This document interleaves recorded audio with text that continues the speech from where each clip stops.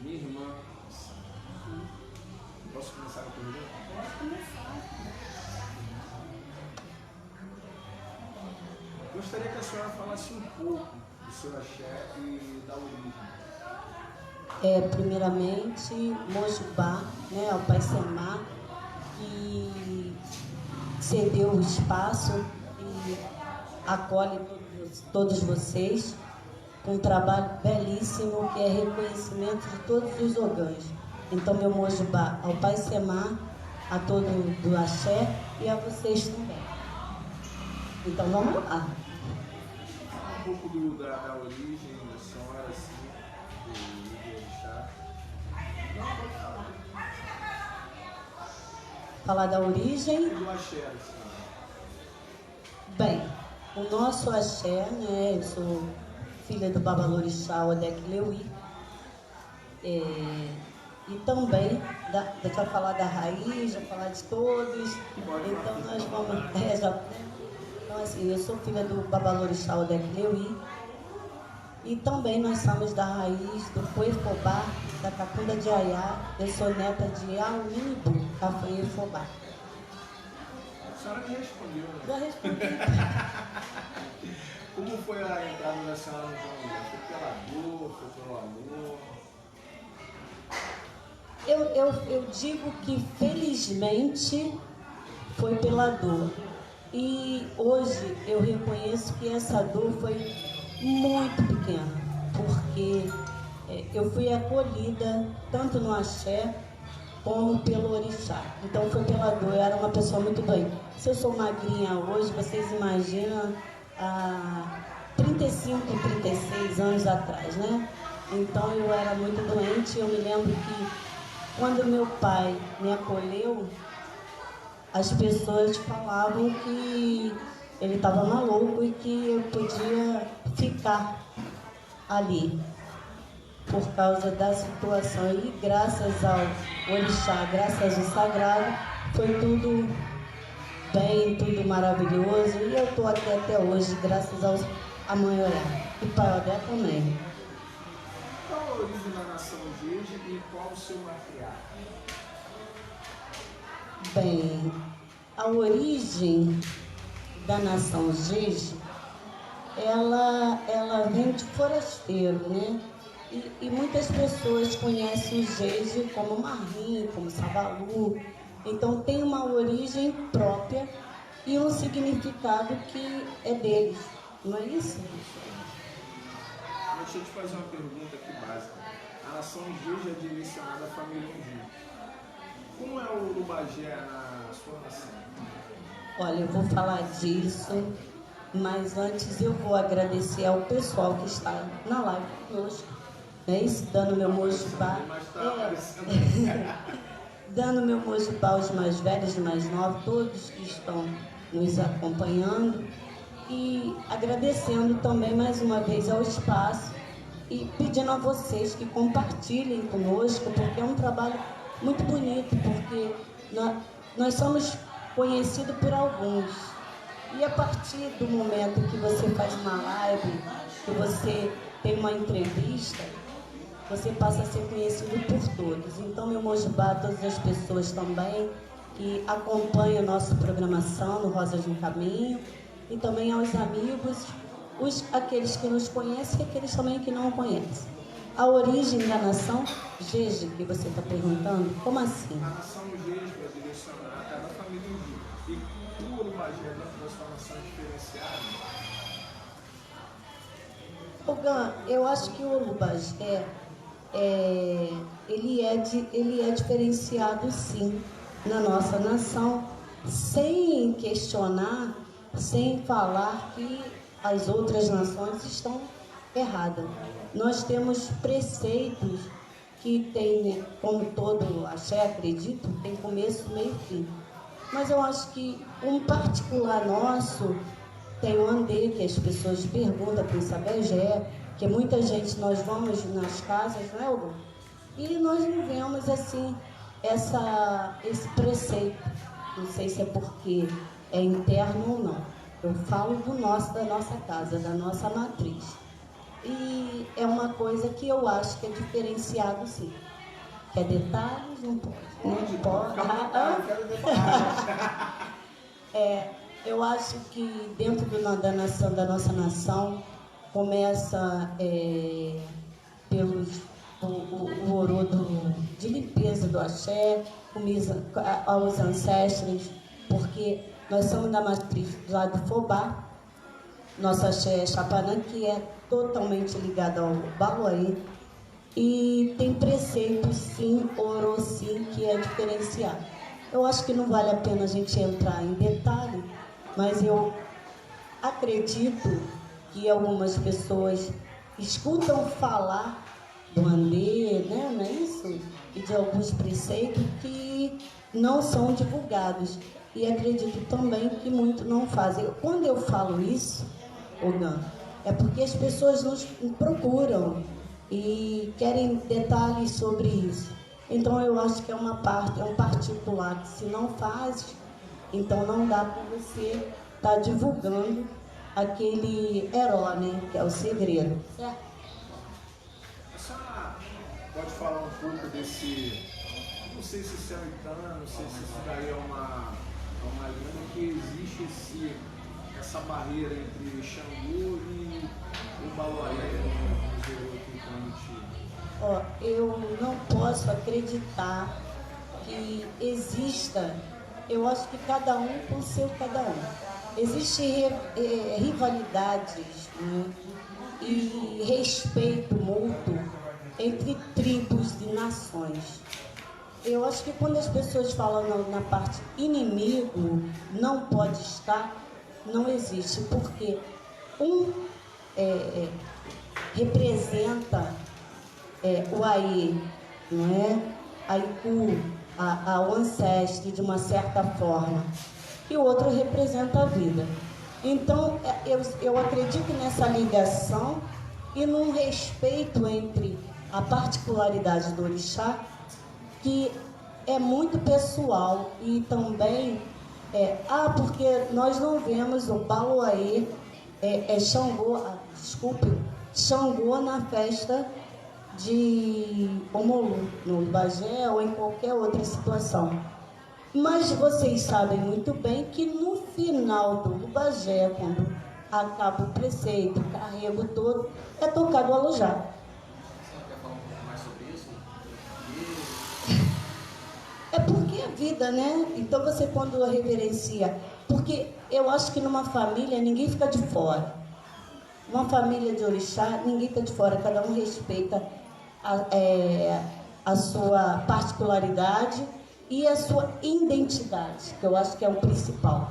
Mas sendo necessário que também você não pode banir, porque na verdade, o que aconteceu? O primeiro Olubajé, quando aconteceu, as pessoas, às vezes, eu não sou dona do saber, por pouco conhecimento também, eu acho que a gente, na nossa religião, nós temos pessoas mais velhas e nós estamos sempre aprendendo. Então, contam o Itã que o Baloaê foi convidado para uma festa e onde estavam todos os orixás, e quando ele veio com a sua dança, isso foi como se fosse uma chacota. Então, é como se o Baloaê tivesse ficado ressentido com isso e lançou como se fosse um castigo. E todos os orixás depois fez um presente que tornou o banquete do rei. Não é isso? Eu estou enganada? Vamos lá, gente.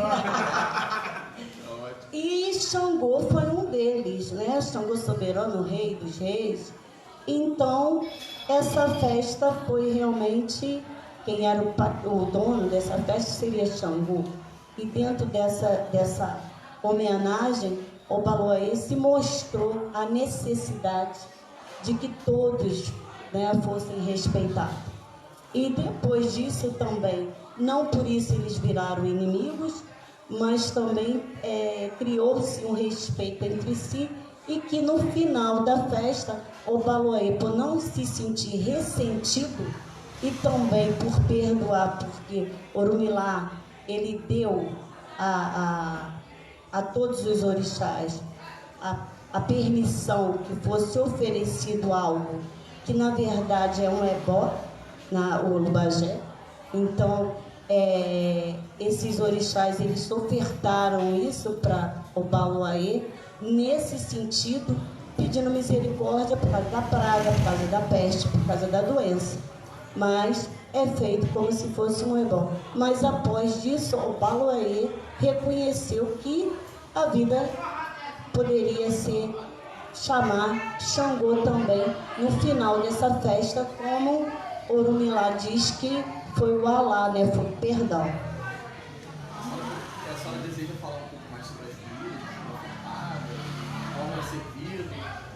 Sim, é como assim, na liturgia existe, hoje nós vemos vários tipos de comidas, mas diz que só 16 pratos são 7 que vêm para a sala, tantos que ficam lá no pé do orixá, mas desde o acará, né, eu vou puxar aqui para o meu orixá, nós começando, né, vem o miã-miã, que é a farofa de Exu, o Ixu, que pertence ao Ogum, o abará também, que não vem o amalá de Xangô, mas vem o abará para a sala, o buburu, o efó, que é uma folha que pertence a Nanã, o onipopô, que é o feijão preto, e assim existe uma diversidade de comidas, mas que só algumas que vêm para a sala nesse preceito.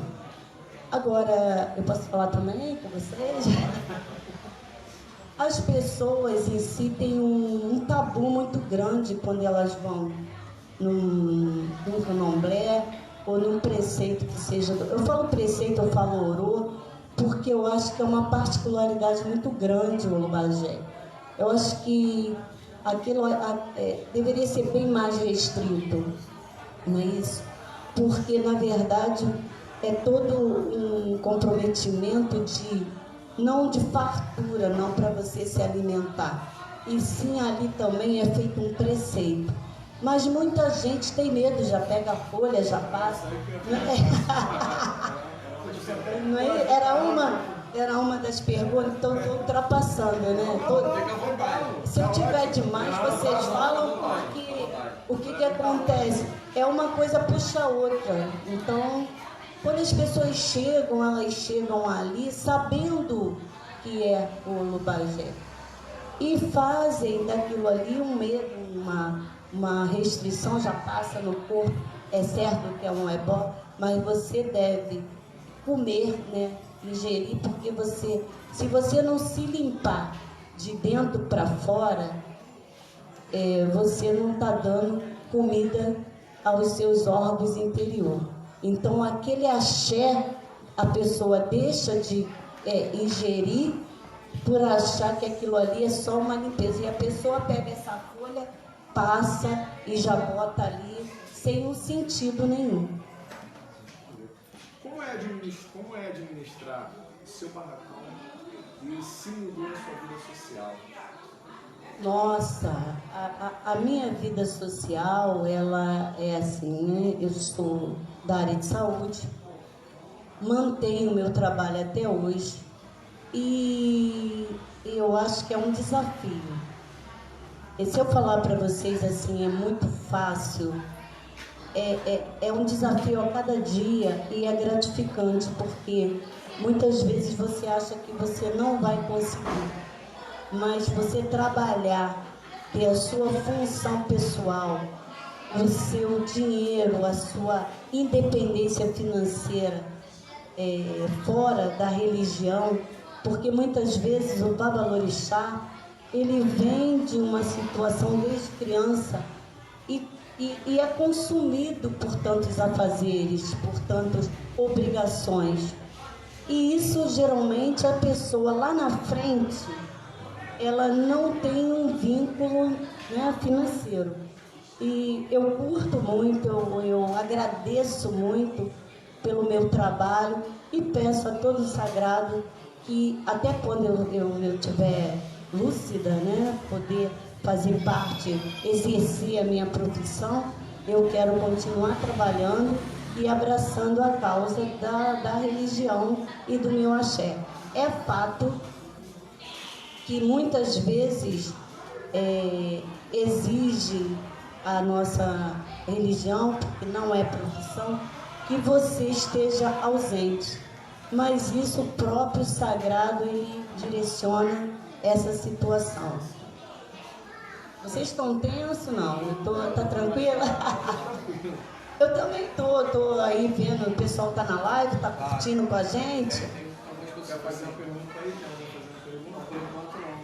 É só o Leandro Teodoro, uma Benção, Caval, a Patrícia Oliveira, uma Benção, Fátima Santos, e a Betinha de São Paulo. E a Betinha, muito grata por estar conosco. E a Betinha, ela faz parte do Renato Saúde, também é da área de saúde, é uma pessoa também muito dedicada e que está conosco também aqui na roda dos Ogãs, né? Temos também aqui Eduardo Oliveira, Samanta Oliveira, Pai George da Alvira também. Pai George do Oxóssi, um grande abraço, meu Mojubá também a ti. E estamos juntos, né, pai? Muitos anos de estrada. Aqui é de Juliana também dessa. Aqui é de Juliana, Oiá abençoe a benção. Mãe, uma pergunta aqui assim, dentro da família do Gil, nós temos você. A senhora quer falar uma coisa também sobre eles? Não. Nós estamos no mês da família. Sim, quando você fala do Babaí, fala desse preceito que é do Olubajé, que as pessoas, assim, muita gente fala que agosto é o mês de desgosto, né? É o mês do medo, é o mês do acontecimento.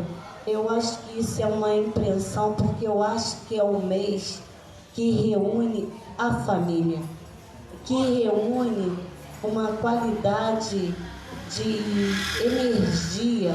Você vê, você fala de Pai Bessem, você tem o quê? Você tem a energia não só da vida, que é a água, também como todo o processo da interação, né?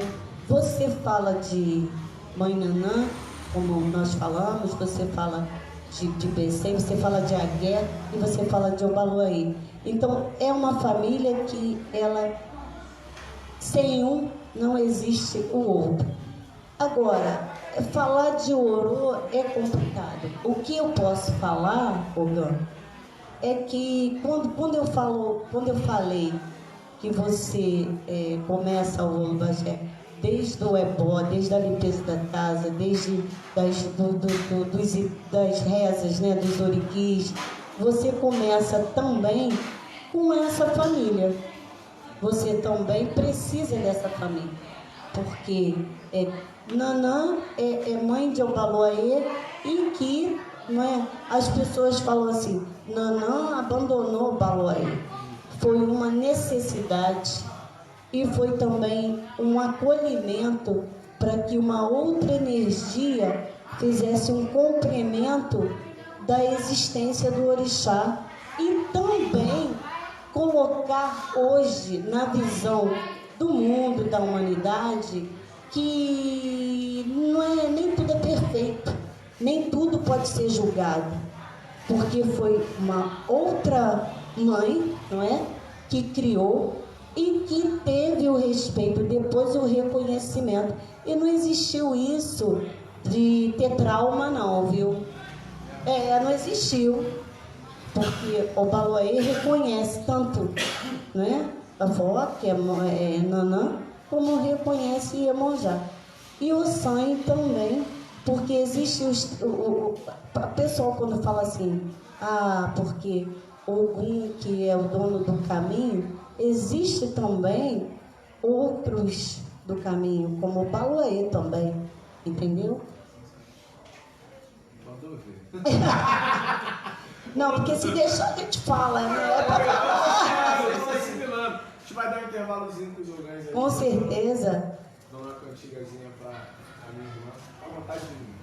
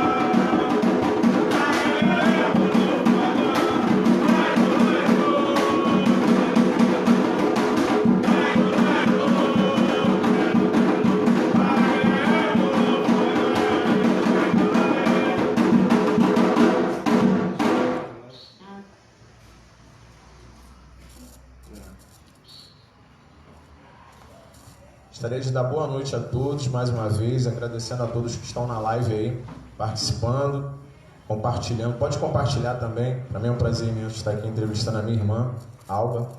E eu gostaria de perguntar à senhora, o que a senhora acha dos visitantes e amigos que chegam no candomblé ou numa festa já querendo assumir, já quer dançar, se deixar quer comandar tudo. O que a senhora acha sobre isso? Primeiro, né, é uma falta de postura imensa e de respeito àquele que é o amigo. Porque geralmente o cargo, ele às vezes, infelizmente tem que falar, ele sobe a cabeça achando que, poxa, eu sou amigo, eu vou chegar lá, eu vou fazer. E muitas vezes o combinado não sai caro, entendeu? Eu acho que é começo, meio e fim. Você começa, independente do que for, orô, de Exu, Oxalá, de povo, de Ecuru, festa grande, festa pequena, aquele que é convidado, eu já acho que é assim, você para convidar uma outra pessoa, você tem que comunicar também. Começa por aí que quando você faz uma festa, você abre o portão, sim. Mas você tem que ter aquela consciência desde aí que se você foi convidado, eu vou levar tantas pessoas. E às vezes essas pessoas já chegam, já entram e já vão para onde? Respeito muito a todos os ogamas, já vão direto para onde? Para tabaco, não é isso? E tirando muitas vezes a vez dos da casa. Já dominando o orô, já querendo, né? Já quer dar o larim, e eu acho que isso assim é feio, pai. Eu acho que isso é feio. Mas independente disso, eu acho que os da casa têm que se posicionar. Eu acho que os da casa têm que se posicionar a partir do momento que você conhece o Ogã, você vai dar a palavra, mas tendo uma consciência, porque, inclusive, existe pessoas que quando chega no axé do outro, por achar que sabe mais que o outro, canta até coisas que não pode usar na sala. Ou vocês já participaram, já aconteceu isso? Então eu não estou falando mal, mas existe esse poderio do que aquele quer saber mais do que o outro. A gente tem tempo aí para falar? Você tem? Então assim, eu acho que, porque cantiga de xixi, cantiga de rondeme, de da hora do xirê, que é uma brincadeira. Mas não é essa brincadeira que eles querem fazer, Ogã. Exatamente, não é essa brincadeira que eles querem fazer, cantar uma coisa fora do contexto, porque aquele que está ali ou iniciado ou obrigacionado, ele está na sala, ele tá no manifesto dele, entendeu? Não que tenha um ensaio antes, mas tem todo um respeito, né? Todo aquele 21 dias, aquele tempo que a pessoa está de obrigação, as coisas que são passadas, você está ali puro. Aí o cidadão veio da rua, que se diz ser da religião, e quer fazer disso um palco. Não tem outro nome. Eu respeito, mas lá em casa eu não faço. Porque eu tô larim, né, com todo respeito, pai. Acomoda essa pessoa e olha assim, pode nem que seja na palma, mas eu acho que se tem uma coisa que está sendo preparado desde lá de trás, não vai ser no dia da festa que vai virar bagunça. Querida. Boa noite. Deixa comigo, vou falar pro cara.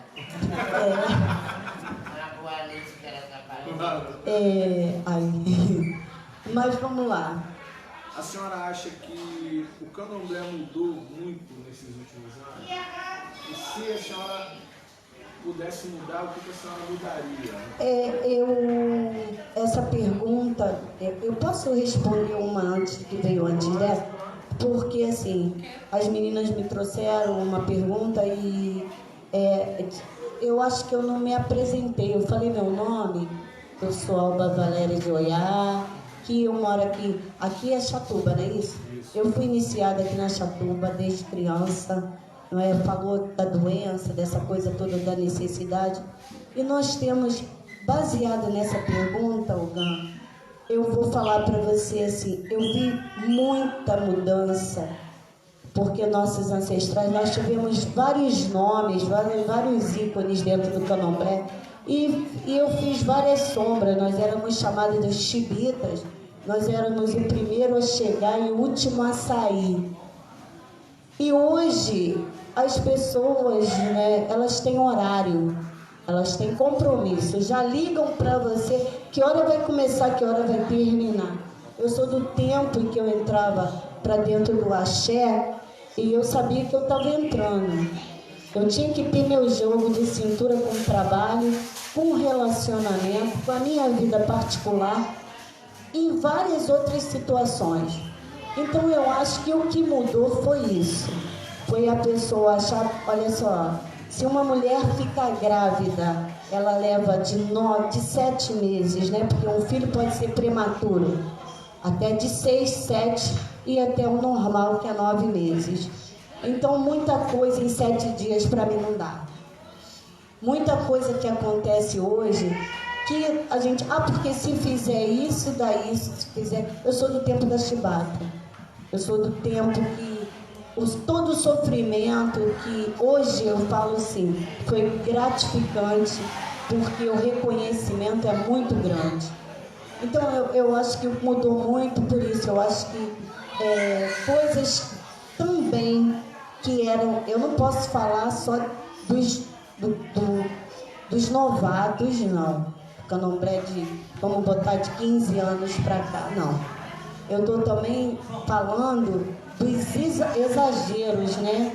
Que o poderio dos zeladores exerciam sobre a matéria, sobre os filhos de santo. Porque hoje você tem um diálogo aberto. Eu acho que tudo pode ser combinado. Meu filho, você pode e você não pode. Eu acho que existiu também uma repressão muito grande do poder em cima daquele que era Iaú, em cima daquele que era consulente, não se iniciou, mas que era o pé de boi de dentro da casa de Candomblé. Você entendeu, Dan? Porque existia também o lado que muitas mulheres perderam seus maridos com tanto resguardo, com tanta coisa desnecessária, para ser a tal chibita de dentro da casa de Candomblé. Esse não foi o meu caso não, viu, gente? Deixa eu falar logo, porque senão depois eu apanho. Mas existiu fatos e que tem que ser colocado também na balança. Então eu acho que mudou muita coisa, mas também favoreceu os desfavorecidos. Porque a internet, a pessoa hoje já chega sabendo o que é o que, mas tem muita gente que foi enganada. Tem muita gente que também eu não posso crucificar nem um lado e nem o outro. Entendeu? Qual a relação da senhora com a Umbanda? Com a Umbanda, tudo. Tudo. A minha relação com a Umbanda é o primeiro vínculo que eu tenho, eu acho que desde a mamadeira da minha mãe. Porque eu, desde muito nova, eu acho que eu me manifestei, eu devia ter 3 anos de idade. Eu tinha os desmaio e naquela época tudo era muito difícil, pronto-socorro, essa coisa toda. E chegava no médico e não era nada. Então foi um preto velho que acolheu, junto com um senhor caboclo chamado, que não é conhecido como boiadeiro, né, senhor Novizala, e que começou com as suas infusões até aos meus 11 anos, 12 anos, para que eu me tornasse, né, forte. Mas a Umbanda que me acolheu. Então, esse respeito, eu tive muito problema no Candomblé por causa disso. Porque na Bahia é reconhecido o culto a caboclo, não é isso? Mas você tá sério? Eu tô falando alguma coisa.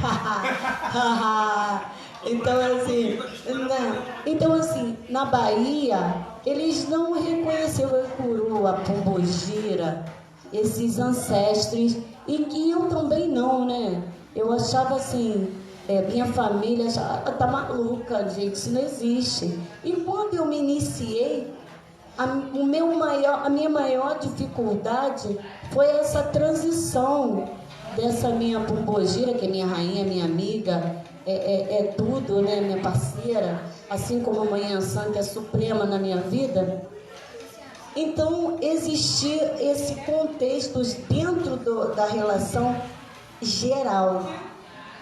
Existiam as festas de caboclos, mas não existia essa festa de Exu, de Pombogira, de malandro. Então, quando isso começou a ocorrer no particular, eu me iniciei, houve essa particularidade e começou muita polêmica.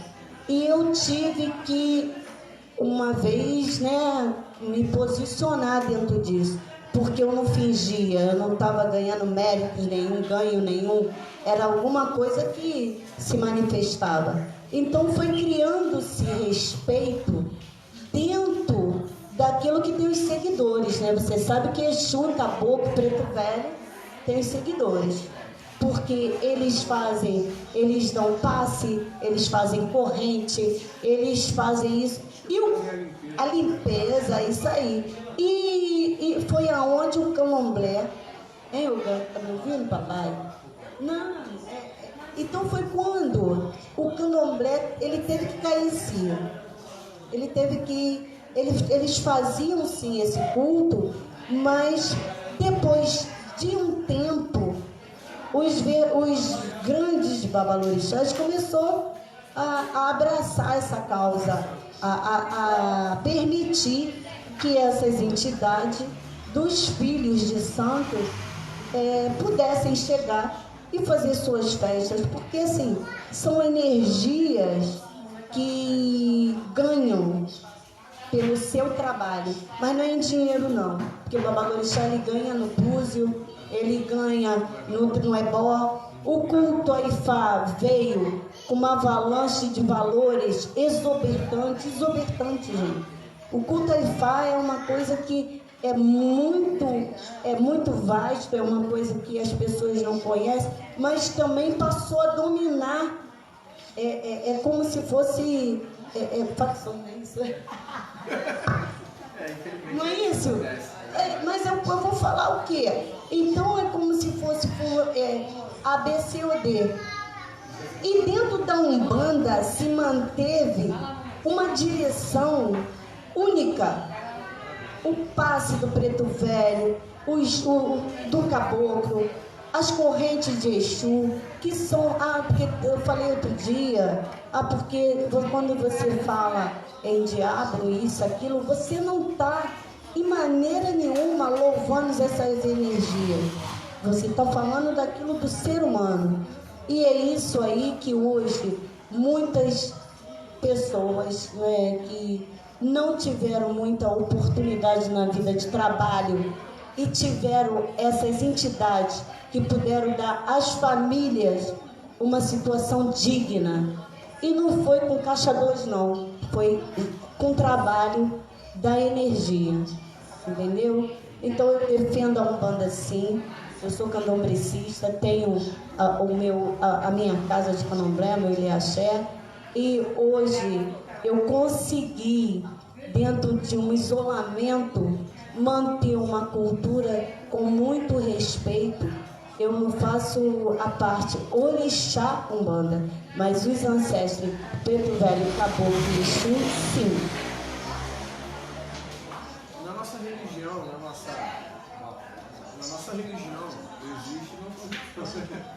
nossa religião existe muito preconceito. O que a senhora acha sobre esse preconceito religioso, se a senhora já sofreu preconceito religioso? Bom, falar de preconceito é falar de uma coisa muito doído. Se eu já sofri preconceito, quando você nasce negro, você já tem um preconceito, né?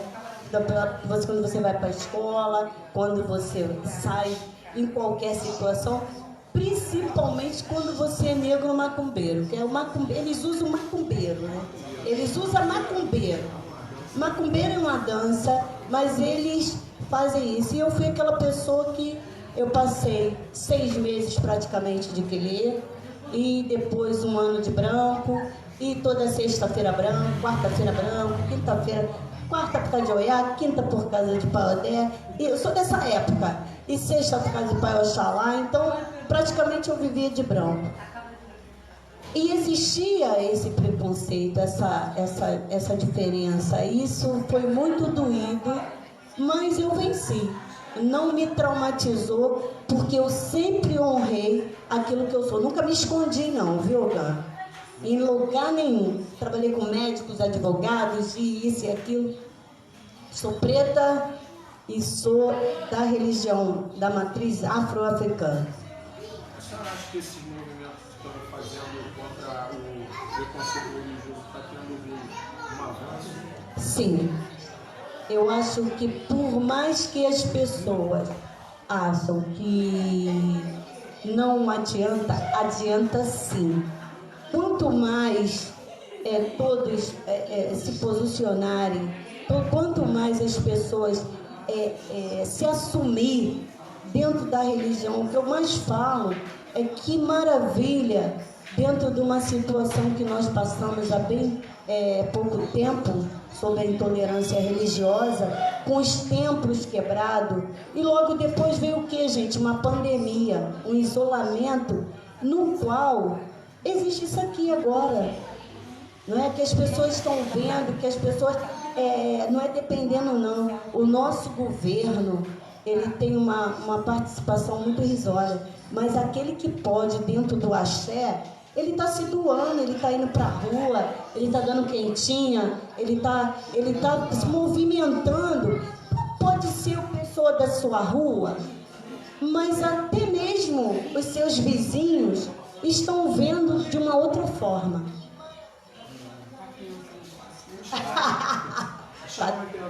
Vamos.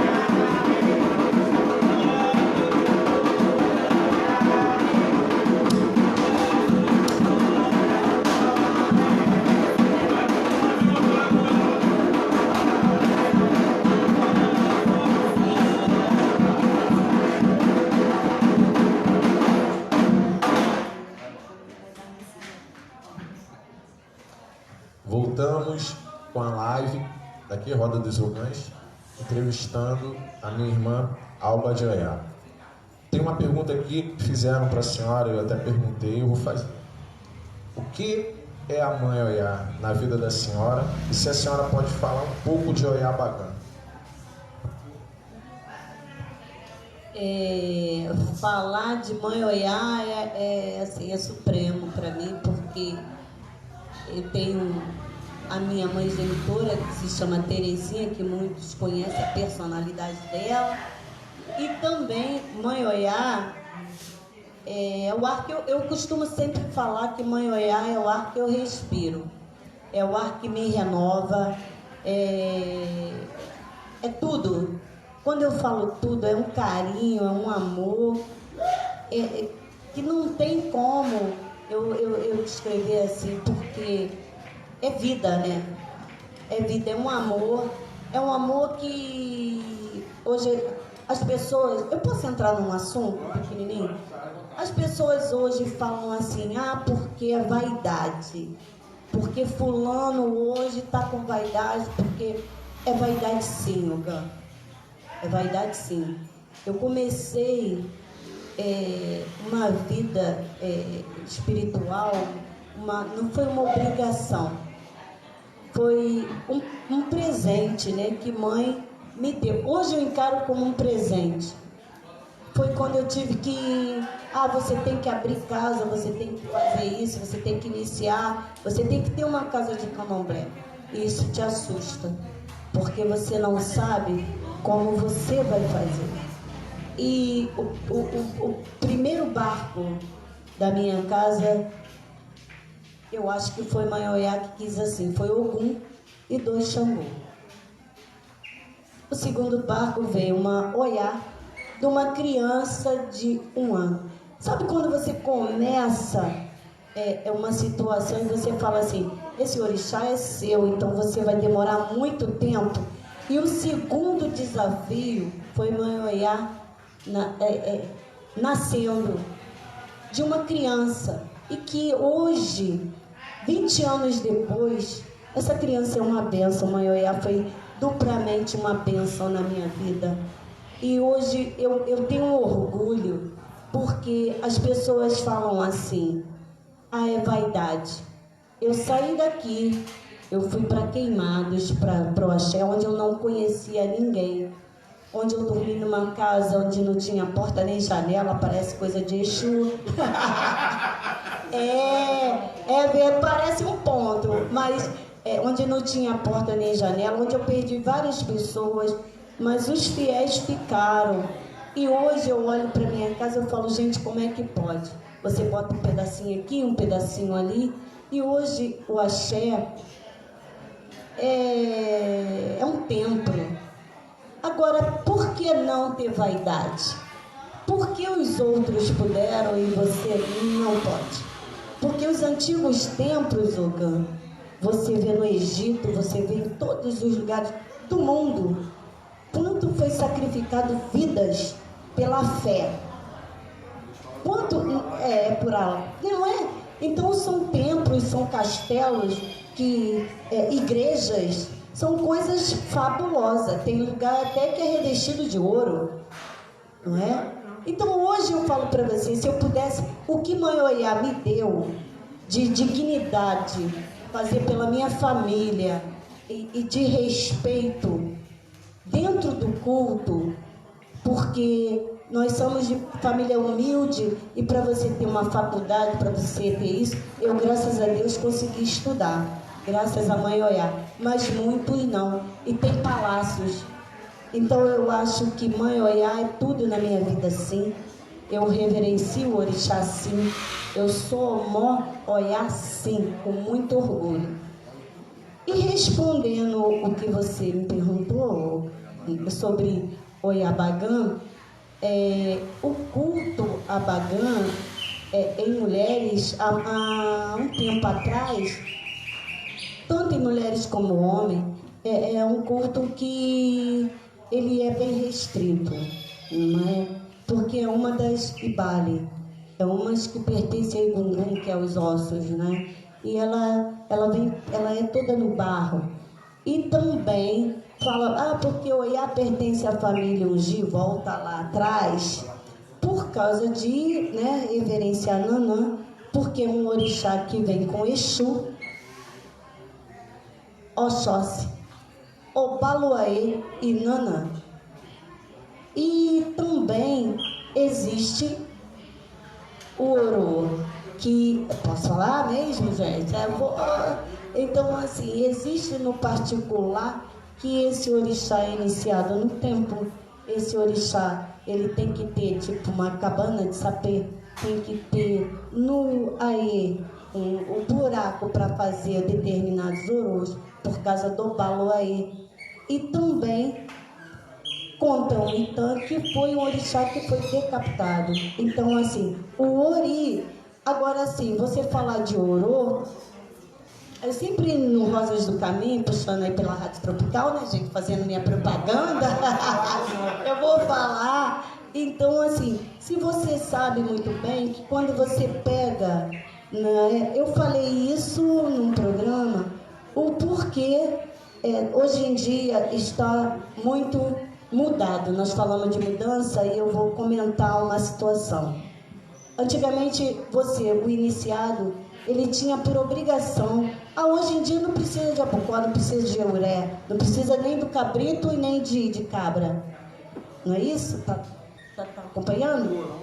Mas existe o porquê que o abucó ou a uré, ela é calçada. Eu dei isso num programa meu. Mas para não estender, eu vou falar uma coisa. Você só muquia o ori do abucó ou da uré por causa de Oiabale, para afastar Egungun, porque esse ori, depois de muquiado, você faz o efum, porque é a única Oiá que ela é pintada, né? Eu vou falar no termo normal, portuguesado, como fala, porque aqui não tem nenhum nigeriano, não tem nenhum babalaô, então não tem nenhum cubano. Eu adoro quando eu estou com eles, que aí a gente vai aí já começa. Mas assim, por que você moquia o ori? É por causa de Oiabale. É para reverenciar aquele ori que ela foi considerada por Egungun por causa do ori que foi sacrificado. Então, você pinta, né, o ori e é oferecido. Gente, tem muito mais orô sobre essa Oiá.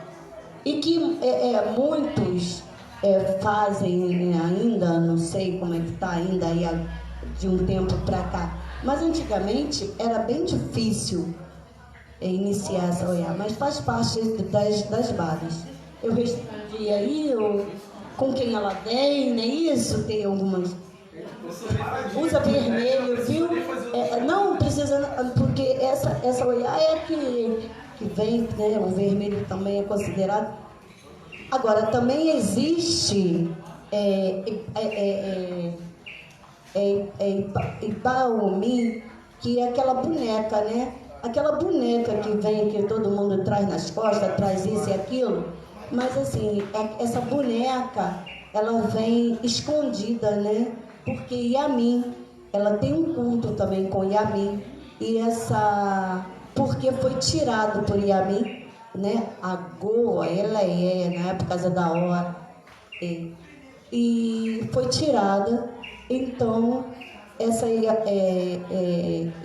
Ibaomi, eu acho que é esse o nome, essa boneca, ela representa o filho de Yansan que perdeu pelas bruxas, né?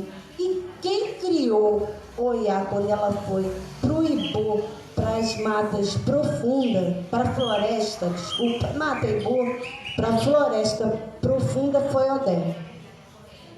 Entendeu? Então, essa boneca que ela traz é a perda que ela teve, mas ela transformou isso em alegria. O nome dessa Baomi traz alegria. Eu acho que é isso, eu acho que é mais ou menos por aí. Mas isso não é só Itã, não. Hoje em dia, todos têm acesso à internet, não é? E que isso não é uma cultura de internet, não, gente.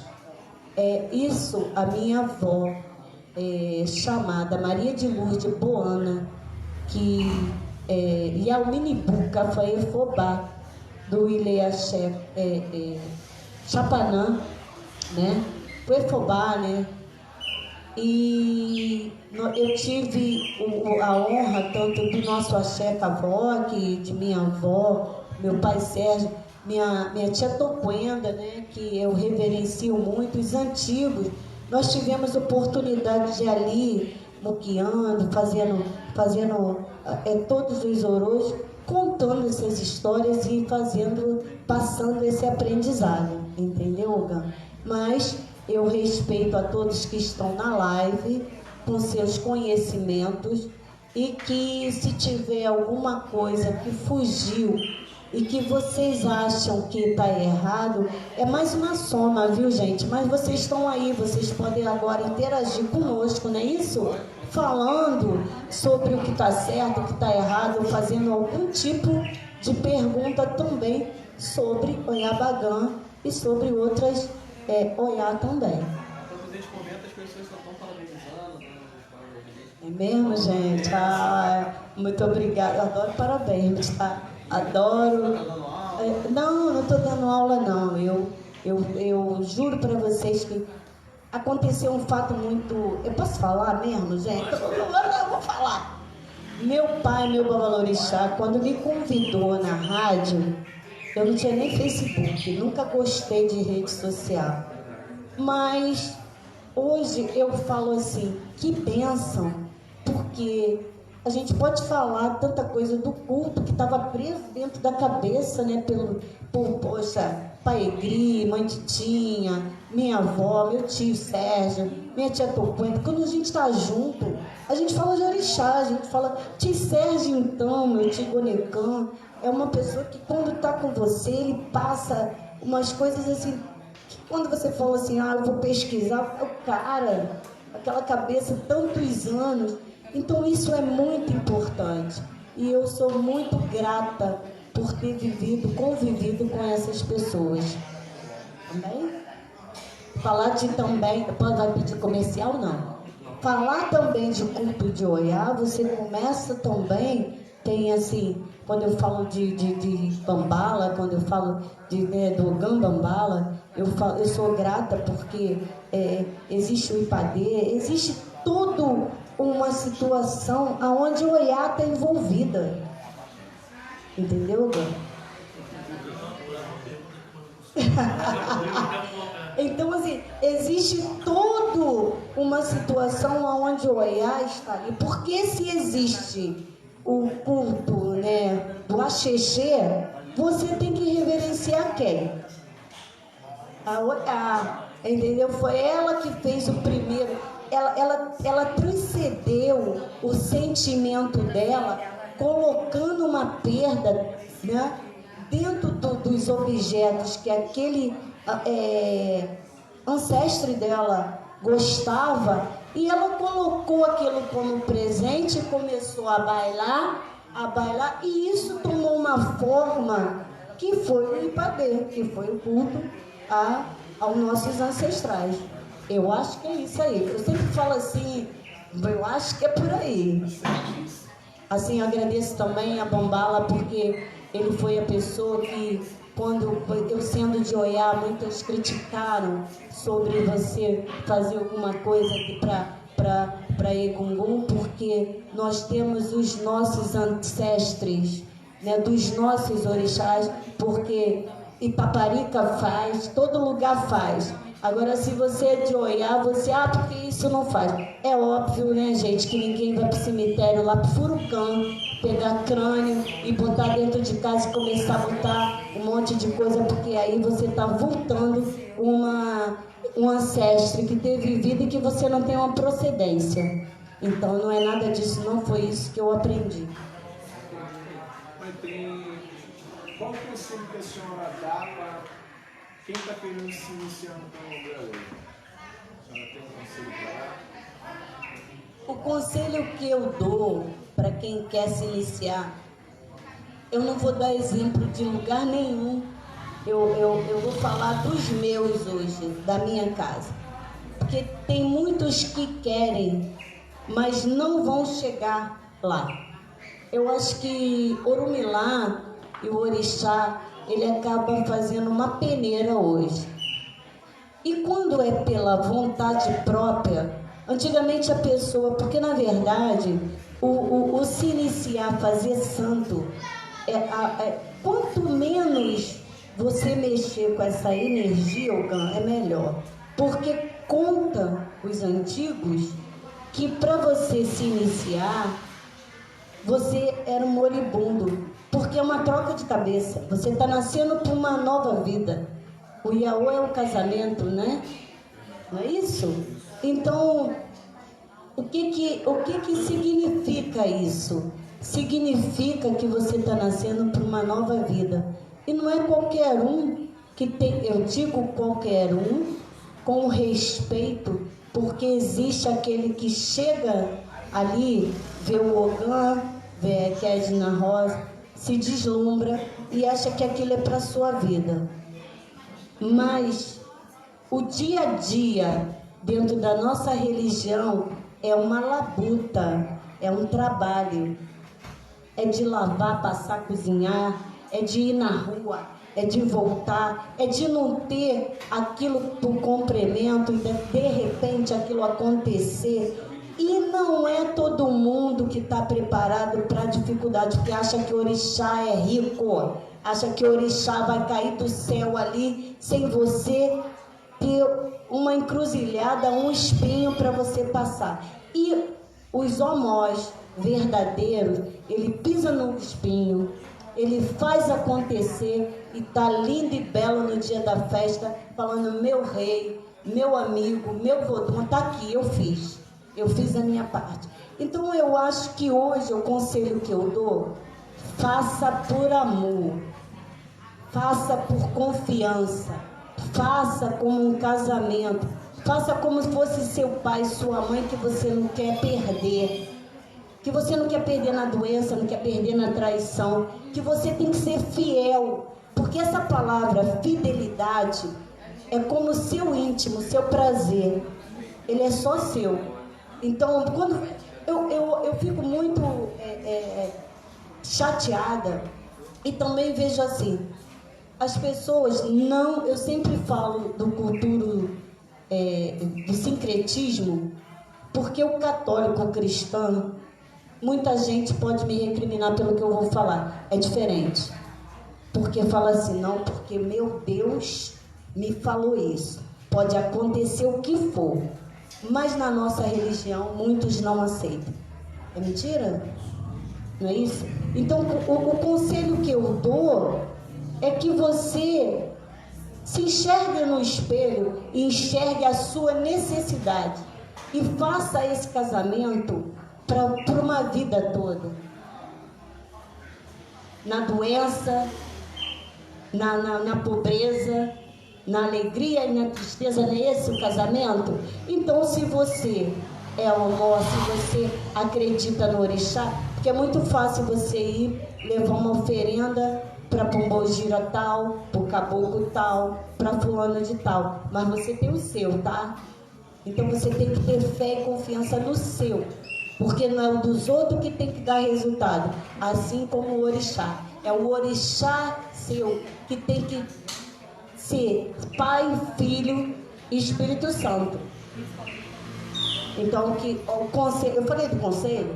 Meu conselho, eu falei tanto, mas vou falar. Meu conselho é que você tenha fé, comprometimento, respeito pelo axé, porque hoje eu sou uma mulher que eu fui Abiã, eu fui Iaô, eu sou Ebome, e estou até hoje no meu axé. E brigo pelo meu axé. Independente do que acontecer, igual família. É sangue, não é isso, Ogan? Axé. Tem uma pergunta aqui de um ouvinte. Ele quer saber se uma pessoa pode se iniciar, pode raspar o Oiabagã, e se ela pode iniciar alguém sendo de Oiabagã? Mais uma vez eu vou falar. Essa Oiá, ela tem um culto que é muito restrito, como eu já falei. Agora, se você desse orixá, e para você iniciar esse orixá dentro do seu axé, existe como é que eu vou falar? Um preceito muito grande, porque muitos antigos diziam que você não pode iniciar o seu próprio orixá dentro do axé, não é? A mãe faz a mãe, o pai faz o pai. Então existe essa situação. Agora, se você tem um zelador coeso, se você tem um corpo de Ogã, de Ekede, de responsável, porque quando você fala de família de orixá, você tem tio, primo, você tem pai, você tem avô. Então essas pessoas podem estar sim com você dentro dessa situação, porque existem casos que você não pode simplesmente botar para fora, entendeu? Então eu não sei qual é o nome da pessoa. É o Rodrigo Mendes. Rodrigo Mendes. Existe sim, você pode, como agora, se você for de é o GAN? É na casa dele, na nação dele. Ah tá, mas o GAN quer saber o quê? Dessa pergunta que eu fiz. Se pode iniciar uma pessoa. É o que eu estou te falando. Você mesmo. Agora, você mesmo assumir uma situação dessa é complicado. Agora, existe. É o Ogã que está fazendo santo das pessoas? Não, ele está perguntando. Ah, tá. É só uma dúvida. Porque assim, se é uma dúvida, é porque ele assistiu ou participou ou está sabendo de alguma situação. Fala aí, Ogã. Mas o que eu falo é isso, entendeu, meu filho? Porque se você, eu tenho uma mãe chamada Terezinha e tal. Aí chega outra pessoa, eu sou Terezinha e tal, é sua mãe, sou dona do seu ori. Então você tem que ter o apoio da família para você iniciar essa pessoa. Você não vai deixar de ser pai, você não vai deixar de ser mãe, mas você vai ter um apoio familiar dentro dessa iniciação. Porque conta os antigos, ô Gambal, nosso brilho aqui, ó, brilhando aqui, gente. Olha o nosso brilho aqui. Ô Gambal, os antigos falavam, né, que você, quando chegasse na casa, no ilê, que fosse a sua cabeça, você não podia iniciar. Entendeu? Ou você chamava um irmão, chamava uma pessoa para que fosse feito. Hoje em dia não mais, porque eu vejo muita gente falando assim, olha, eu sou a mesma cabeça do Pai de Santo, eu sou a mesma cabeça dele, então não pode fazer nada. Justamente, você está entendendo como os antigos ancestrais têm uma razão? Porque para não dar uma confiança, não, uma igualdade. Então você é daquele orixá, mas foi iniciado por o seu mais velho, que reconhece que tem uma identificação de ori, porque não é raiz, não. Cada cabeça é individual. A Jalá não fez cabeça nenhuma igual. Por minutos e segundo, milésimo, existe Odu, existe todo um processo do arquétipo e do ancestre que torna essa cabeça, esse ori diferente.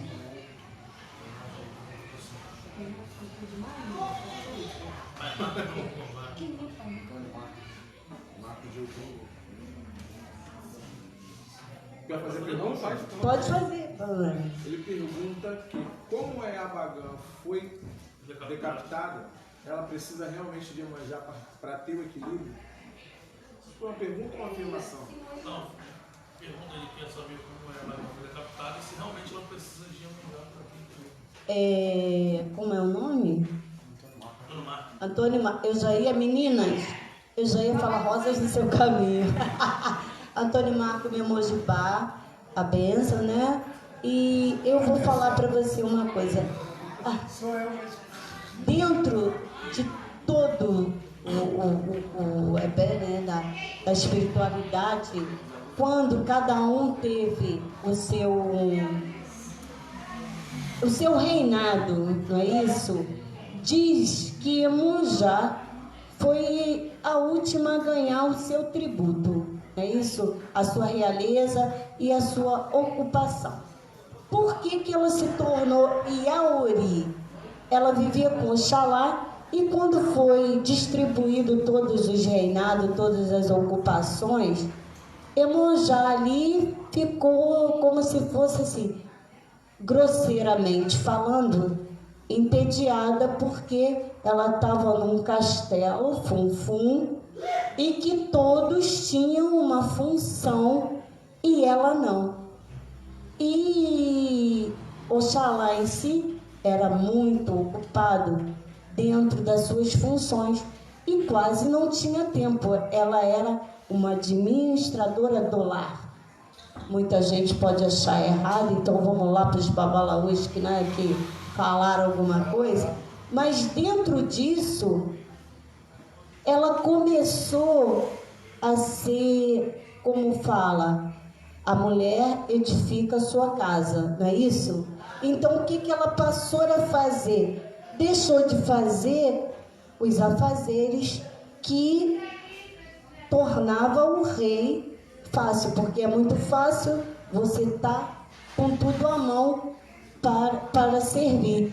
E quando ela começou a se posicionar, é claro que alguém ia ficar desequilibrado. Foi aonde Oxalá, eu vou chegar aí em Bagã. Foi aonde Oxalá começou a se desestruturar e foi até Orumila. Quando chegou em Orumila, que foi feito, né, o Ifá para ele, o que aconteceu? Está dentro da sua casa. Então Iemonjá foi reconhecida porque a partir do momento que Orumilá reconheceu essa Iabá e deu a ela o poder do equilíbrio e de ser Yamacê, né, mãe do Ori, o que aconteceu a partir desse momento? Ela conseguiu neutralizar e normalizar toda uma situação. Mas essas coisas não eram feitas de propósito, não. Foi para hoje a humanidade ter esse reconhecimento. E dentro disso, ela se tornou Yaori. Então, quando você pergunta a Oyabagã, ela precisa de Iemonjá por causa dessa decapitação, é como todos os orixás têm essa necessidade com Iemonjá. Entendeu? Porque... Mas ela, então, em si, ela precisa mais? Ela precisa mais. Sim, mas não é esse precisar do discernimento. Isso foi uma... Você notou, você passou a perceber que dentro da nossa religião existe orô, existe coisas que acontecem e que tem tudo um propósito, um porquê. Porque quando você inicia, você tem uma troca de cabeça que aquilo ali vira um esqueleto, certo? E aquilo ali é apresentado e depois aquilo ali também vai no Urupim, certo? Então, por causa de quê? Porque você reconhece em Gungun que aquele iniciado está vivo e aquilo ali foi. E quando você fala de Yaori dentro do corpo de Bagã, é porque também teve o momento em que Iemonjá foi a única dentro de uma avalanche, porque você está falando de uma Oyabali, você está falando de uma periculosidade, você está falando de um ser sem discernimento. Então teve uma passagem que existiu uma troca entre essas duas divindades. Não há necessidade de sempre para Oyabagá, Iemonjá está. Não, eu acredito que não. Junto como? Está dentro de uma coisa da outra. Uma iniciação. Aí você já está puxando, né, para uma situação aqui, meu povo. Não, assim tá não ficando. Estou perguntando a Sábia. Sim, sim. Não, a Sábia, gente, agora. Vamos lá, pessoal da live, meus mais velhos, amigos. É como que você não diz na sala, você diz dentro do axé. Lá dentro. Eu acho que sim. Eu acho que. E sim. Eu acho que dentro de uma situação dessa, é como você falar de. Para você equilibrar essa inhação dentro da sua casa, precisa de. Precisa sim. Precisa sim. Esse é o meu ponto. Precisa sim. Essa é a resposta. Esse é um ponto dentro dessa. Quando eu falei que existiam outras situações, que eu não citei Iemonjá, mas eu citei Exu, eu citei Oxóssi, eu citei Obaloaê, eu citei Nanã. E eu não citei Iemonjá. E dentro dessa situação que você me perguntou agora, sim, é fundamental que tenha Iemonjá por causa de Uri. Sim, com certeza, com certeza. Foi um lápis que dentro desses questionamentos nós chegamos, ainda bem, né? Ainda não, porque eu não estou falando que a nossa religião tudo explica, você faz 99,9, mas se você não faz 100. Mas se você não lembrou agora, você poderia lembrar o ano todo. Não, mas ia ficar. Pois é. Mas aí sabe o que ia falar? Ia falar assim, não, porque viu a reprise e agora está se consertando. Não, legal. Não, gostei da pegadinha, meu mojubá. Pegadinha, não, foi pergunta. Eu sei. Me explicando. Não, eu acho que foi muito interessante porque fez um complemento de um assunto que muita gente eles acham irrelevante. Porque as pessoas recortam, né? Bota pra dentro 7 dias, e tem gente que nem considera isso mesmo. Exatamente. Acabou, né? Mãe, foi um prazer imenso ter entrevistado a senhora, que é minha irmã. E nós temos um presente para a senhora por ter participado dessa live maravilhosa. E agradecendo a todos os nossos amigos, todos que participaram dessa live, que o intuito da gente é reunir todos os babalorixás, todos os ogãs de outras nações, pode ser Umbanda, o Banto, o Fon, o Queto, em geral. A ideia da gente é reunir todos e ter um debate, fazer esse padê, fazer essa reunião para a gente sempre estar enfatizando que a nossa religião, como todas as outras religiões, são bonitas e a nossa religião tem começo, meio e fim. E nós temos que ser mais unidos. E muito obrigado, mãe Alba, minha irmã Alba, por ter participado dessa live maravilhosa, que por mim eu ficaria aqui até amanhã, mas vai ter agora uma reuniãozinha agora legal pra gente comemorar. Eu gostaria muito de agradecer, porque nós temos histórias, eu e Jusemar, de muito, da época de, eu acho que nem era iniciada, era coisa tudo do escondido, cada nossas giras de Exu, de caboclo, de preto velho, tudo. E hoje é um enorme prazer estar aqui, agradecendo a todos o carinho, como sempre, o respeito que sempre as pessoas dedicam a mim, a minha equipe, ao pessoal da minha casa, a minha família, porque eu, Semar, nós temos assim, um vínculo de família. E a vocês também, que eu peço que continue com essa energia só não, com esse respeito, com essa postura, porque Ogã, ele não é só aquele que emociona. Ogã, todo mundo fala assim, eu me arrepiei com o som do atabaque. Vocês invocam, vocês chamam. Então, independente de vocês olharem e falar assim, aquele não está manifestado, o manifesto é o sobrenatural, é o invisível. Então vocês lidam com isso, que vocês sempre respeitam essa força.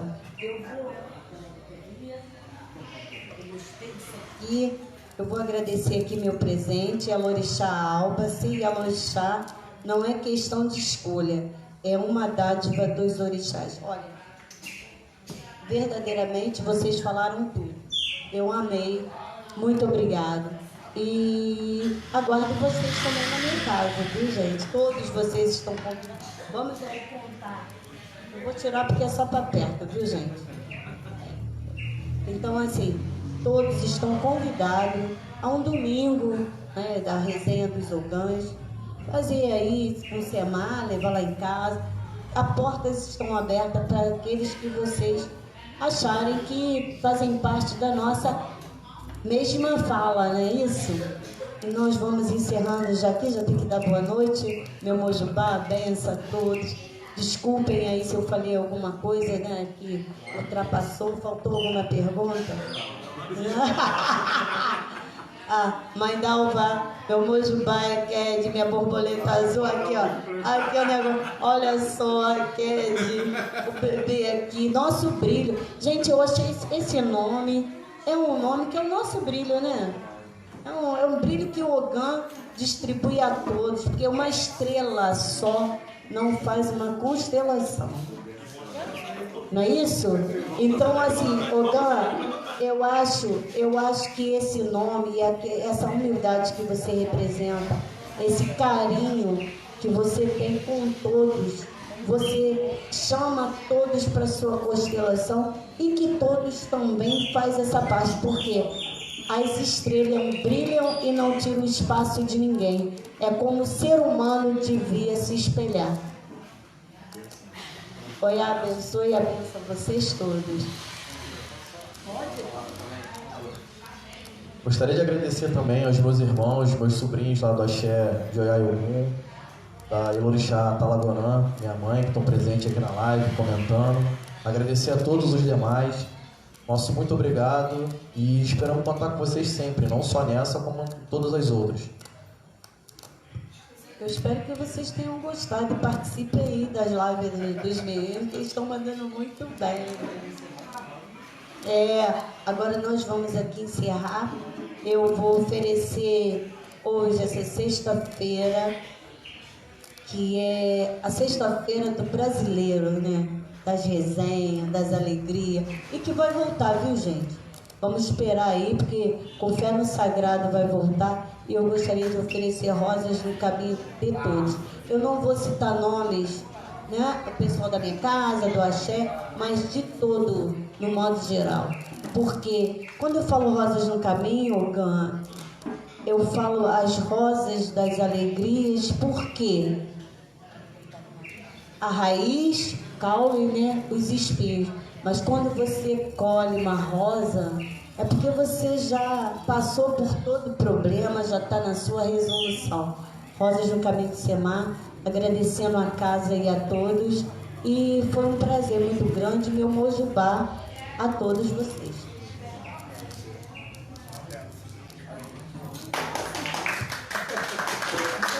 Obrigado a todos aí. Muito obrigado a todos que estão presentes, Dieter, Patrícia, Eloá, fazem parte dessa equipe maravilhosa da minha irmã, Rosa nos Caminhos. Desculpa, gente, mais uma vez, pela minha voz não estar saindo legal, porque na próxima vai sair legal. E Juninho, agradecendo também lá meu Axé Cavoca, meu Babalorixá, o Deck Leuí. Muito obrigado, meu pai, por tudo. Juninho, fica à vontade. Bom, galera, boa noite a todos. Bênção aos irmãos, adeptos da religião. Mãe Alba, a senhora foi perfeita nas palavras. Meus respeitos. A gente quer fazer uma grande homenagem, mês de agosto está aí, né? Então a gente não pode deixar de louvar o Senhor da Terra, o dono do mês, né? Então a gente vai fazer uma pequena homenagem ao Luaí. Pode continuar aí, forte com vocês.